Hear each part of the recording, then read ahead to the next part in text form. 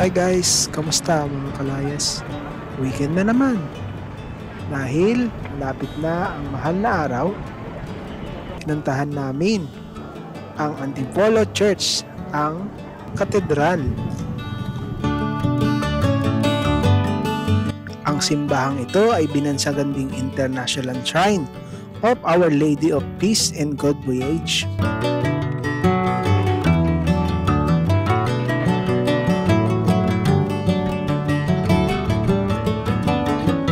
Sa Pilipino, pandaigdigang dambana ng Birhen ng Kapayapaan at mabuting paglalakbay.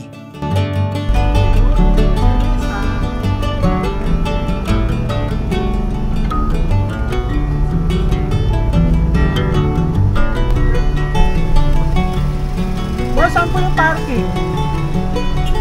Salamat po.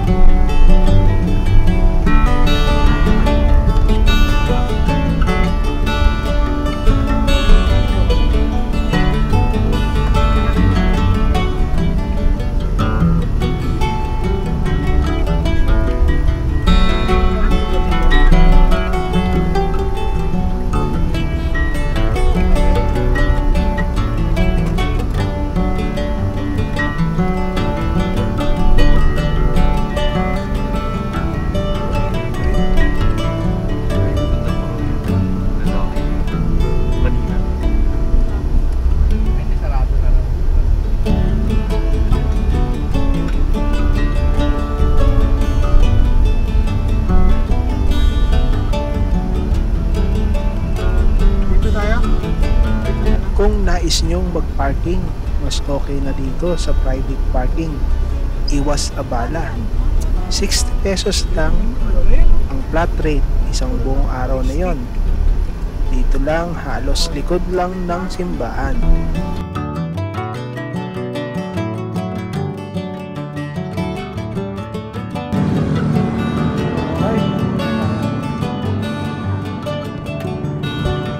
Dito sa mga tabi ay makikita nyo ang iba't ibang uri ng kakainin, pasalubong at iba pang Antipolo delicacies.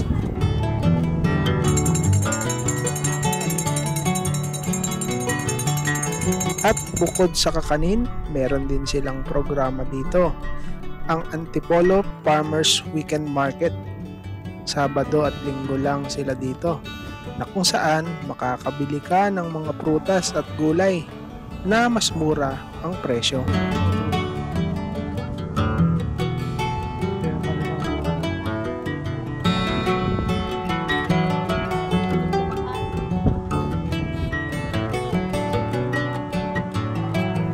Kung kayo ay pupunta dito, mas mainam kung Sabado kayo pupunta. Kasi kung Linggo, napakadaming tao. Watchtower.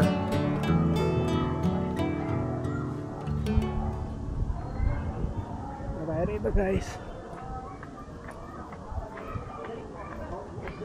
Ano, Facebook, ikaw po vendor guys. Makabenta na lang po sa inyo.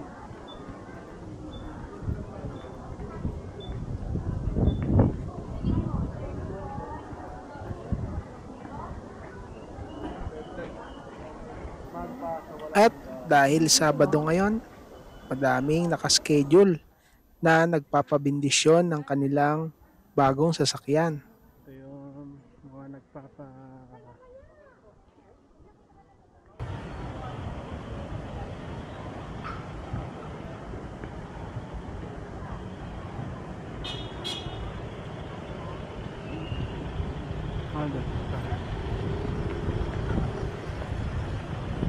National Shrine.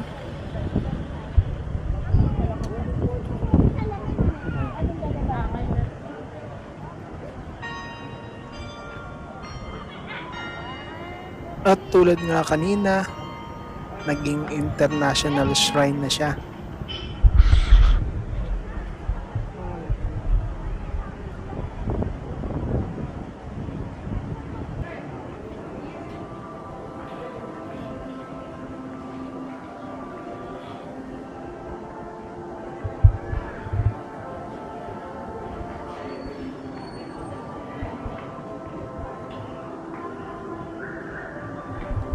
The International Shrine of Our Lady of Peace and Good Voyage, Filipino, Pandaigdigang Dambana ng Birhen ng Kapayapaan at Mabuting Paglalakbay, Spanish, Santuario Internacional de Nuestra Señora de la Paz y Buen Viaje, popularly known as the Antipolo Cathedral, Filipino, Katedral ng Antipolo, Spanish, Catedral de Antipolo, and alternatively as the Immaculate Conception Parish, Filipino, Parokya ng Kalinis-Linisang Paglilihi, is a Roman Catholic cathedral in Antipolo, Philippines.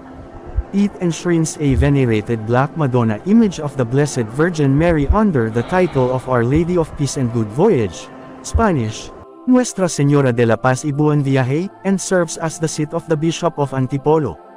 The first missionaries of Antipolo were the Franciscans. The first church in Antipolo was built by the Society of Jesus under Juan de Salazar. The Jesuits administered the church from 1591 to 1768. The church was prepared for the image of Nuestra Señora de la Paz y Buen Viaje in 1632.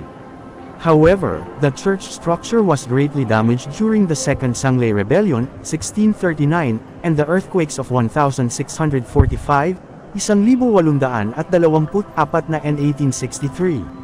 The church, meant to house the image of Our Lady of Peace and Good Voyage brought by then Governor General Juan Niño de Tabora, was supposed to be built on a different plot of land.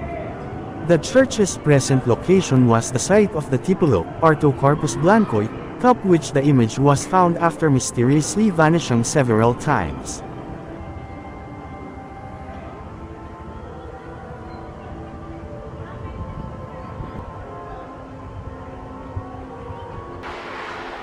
Ito nga pala yung CR nila.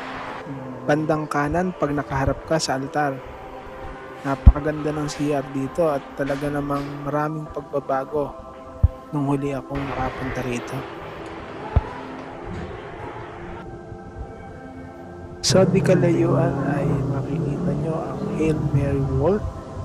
Dahil nga, international na. Nakalagay dito ang iba't ibang lingwahe ng Hail Mary. Ano tayo nun? Ilocano. English, may Latin.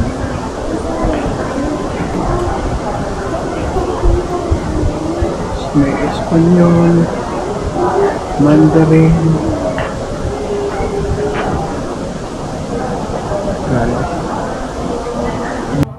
At kung gusto nyo naman bumili ng souvenir o mga rosary, Bible o anumang prayer booklets, at dito naman yung kanilang museum. Yeah, may McDo naman dyan. Starbucks. At dahil nga naabutan na kami ng tanghalian, Ayan. Sumulong Park. Ito pala yung Sumulong Park. Sumulong.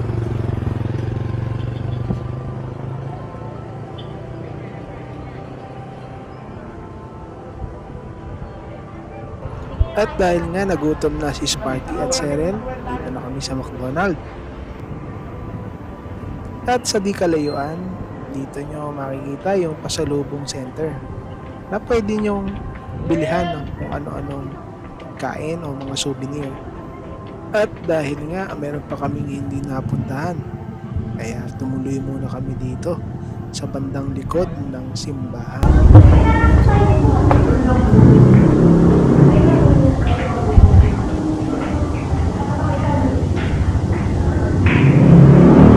Saint Paul.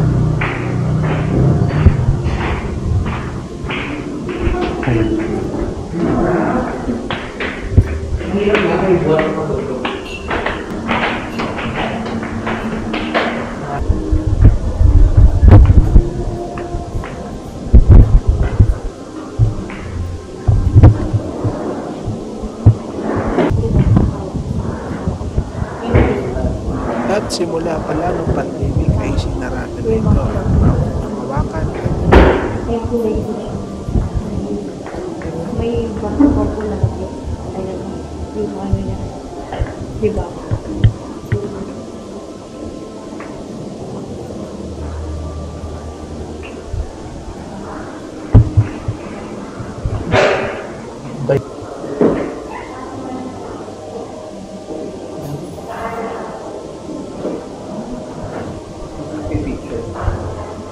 Selfie na lang, selfie.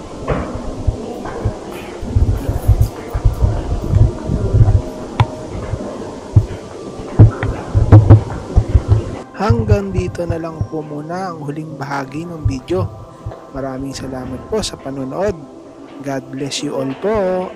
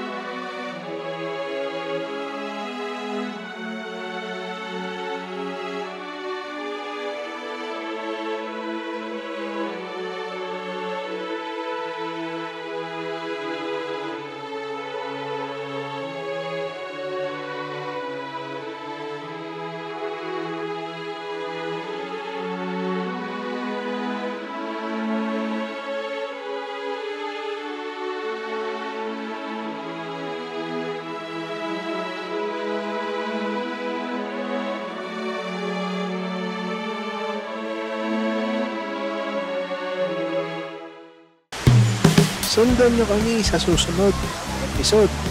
Marami pa tayong pupuntahang mga side trips. Maraming salamat.